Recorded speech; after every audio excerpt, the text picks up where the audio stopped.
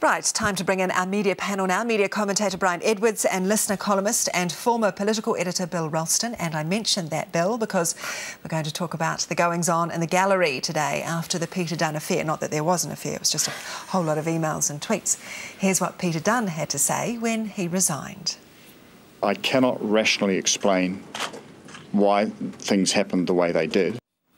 Indeed, and in fact, Winston Peters probably summed it up quite well, actually, when he said there's no fool like an old fool. Yeah, the very naughty comment, that, because it implies the salacious, and I'm very sure the Fairfax journalist involved was completely professional in her dealings with him.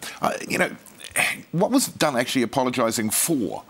You know, he never actually said what he did. Yes. Yeah, I'm sure he's not the first cabinet minister or politician to be beguiled, I suppose, by a young, attractive reporter and probably tell them more than he might tell an ugly old sod like me. I think that's probably what went on.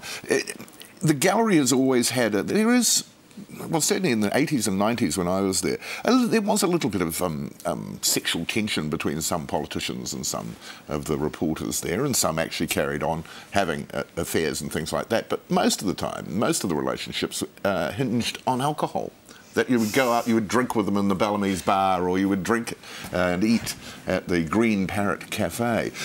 Those sort of relationships are probably just as effective in getting information out of politicians as anything else. Those were the days, weren't they? Goodness me. I guess it is very difficult about how you do manage your contacts. I suppose it is, but I think that what Bill has described you would find in a lot of different areas, a lot of different professions where people are working very closely together. And as you suggest, I suspect there can be a sort of sexual tension going on in there. So you might have a very aggressive young woman reporter who's interviewing you, and you know, it belongs in a movie somewhere, really. If you think about it, that's the sort of thing that happens. And that sort of sexual tension, that frisson, if you like, can suddenly turn into something else. I actually don't really have a problem with it. It seems to me there's no problem with it, providing the politician isn't married, and that's an affair which is going on, which is not such a good idea, and providing the journalist is not receiving information which they wouldn't otherwise receive. But I mean, you have someone like Jane Clifton, for example, who's lived with people who were in Parliament, and indeed with one of whom was a cabinet minister. And it never bothered me that. I thought that's just fine. She's highly professional. I'm sure she hears some scuttlebutt during the day about what went on and who said what to whom. But that's not got to do with policy or upcoming policy, and that seems fine to me. One of the problems for a journalist, and I'm sure Jane experienced it in both her relationships with politicians, is that she would get flack if she took a particular line. Oh, you're just getting that from your partner or your lover or whatever. So it can be quite debilitating as a journalist if you let it. I think that's absolutely right. But in fact, anyone who looked at Jane Clifton's writing could see, I mean, first of all, she is the most brilliant political writer, in my view, that you could find. But in addition to that, you could see that she's completely down the middle. Everybody gets flack from her, and it's dealt with so beautifully. So there seemed to me to be just absolutely no problem. I think with Dunne, there's something quite different. And that is that Dunne has been a moraliser throughout his career.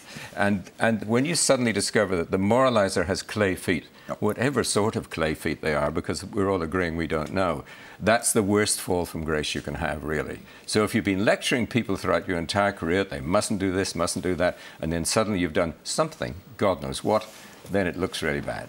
OK, now, Radio New Zealand has a new boss. Paul Thompson will take over as Chief Executive and Editor-in-Chief after being headhunted from Fairfax. A good choice, do you think, Mr. You'll have to ask him. It's not, well, frankly, it's not a job I'd particularly like to take on, because I think Radio New Zealand needs a lot of work. It needs a rebuild, it needs a culture change, and it needs cash. And so he has taken on quite a lot there. He has a varied reputation in Fairfax. I have heard him criticised for being a micromanager, but I think in Radio New Zealand you'd almost have to micromanage everything to try and get things done over there. It's very set in its ways, and it's very, very hard to change it. And interesting that you have a print man who's come in to the radio industry as well. Yes, I agree. That does seem a bit strange. In the years that I was doing Top of the Morning at Radio New Zealand, one of the things that interested me was that there seemed to be almost no communication between the CEO and everybody further down, you know. Nobody knew who anybody was, and there was never a particularly high opinion. There was a most extraordinary little interview that Kim Hilt did with this guy. I don't know if you heard it. Both of them seemed to me completely nuts.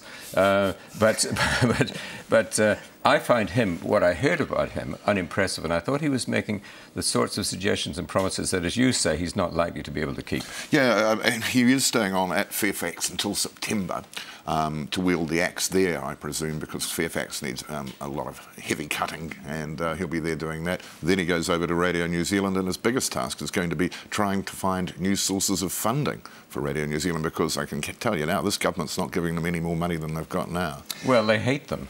This government hates Radio New Zealand. Radio New Zealand hates this government. Well, it's a very good relationship then. OK, last week we talked about changing trends and how we consume our news and information. Well, this week, HarperCollins and Pearson decided to end distribution here and supply the New Zealand book market out of Australia. And it's all because of the rise of digital sales and the decline in physical book sales. And it's an interesting situation, isn't it? Because I am not yet to read a book online. I'm the woman who holds my book. Well, I'm the opposite. I only read books online. Really? And it's quite a curious thing. I mean, there are a number of reasons why you would buy a book on Kindle or on your iPad or whatever it might be. For one thing, it's much cheaper. Considerably cheaper. It might be half the price than if you bought the book in the bookstore. The other thing is you can get the product instantaneously. Yep. If I go in to buy a book from Amazon, it will be 30 seconds before I can start reading that book. There's one downside. Unless it's geo-block. And you often find that they will not sell you a book because publishers here in New Zealand won't let them. Well, one problem for me is I'm a particular fan of biographies.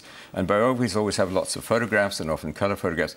Never comes down right onto your iPad. Frequently, where the colour photographs are going to be black and white and not very good quality. You see, I love having a tangible book, and I get an attachment to a book that I like, and I want to have it, and I want to put it on the bookshelf, and I've got a shocking memory, so I can read it 5 years later, and it's just like I'm reading the book all over again. Well, the e-readers or the tablets are never going to kill books. You don't think? Well, no. I mean, paperbacks came in and people said, well, that's the end of the hardback. No, all it meant was a certain type of book went straight into paperback and the hardback stayed.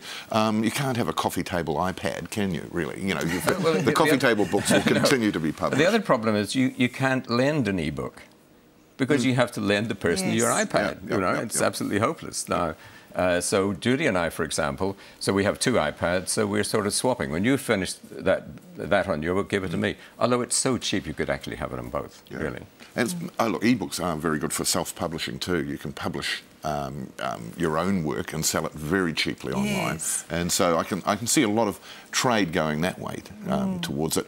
But I still think you'll still find major authors coming out in paper.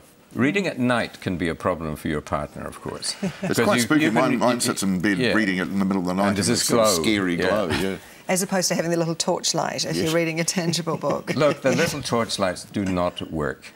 Have you ever tried a little torchlight? Yes, it depends where you put it on your forehead. Gosh, there's some secrets coming out here. It's perhaps not what we need to discuss on this media panel, but they work for me. They work for me.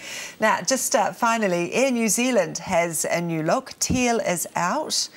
And we have the old Tasman Empire Airways plane, which was the forerunner of Air New Zealand there. But the new black and white now is in as part of its new partnership. I like that. Not so fond of that, the white and the part. It's a bit clinical. Very busy, isn't it? Yeah, it's just a bit harsh. I quite like the teal. I had to say. What do you think of the new look? Yeah, I like it. I think it's very dramatic.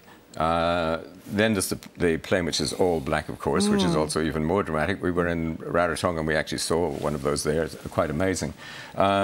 And I think, people are saying we've lost the Coro. Well, you haven't lost the Coro. The Coro is still there, but now you've got the Silver Fern as well. And if you think about it, the All Blacks and the Silver Ferns are actually represented on our planes now, So it's not a bad idea. Do you think, is this the start of the move towards, our new identity in terms of our flag, maybe. I think so. If you look at the flags being flown in and around the Rugby World Cup time in people's houses, most of them flew the All Black flag, the silver fern on black, and it looked good. And I think eventually, maybe another generation's time, we'll just move to the silver fern on black as our flag. I absolutely agree. I think it's going to happen. And I think it would be a very, very good move indeed if we did it, actually. It's ridiculous that we have the Union Jack on our flag. Absolute nonsense. All right, gentlemen, we have to leave it there. But thank you, Brian Edwards and Bill Ralston. Thank you for joining us this morning.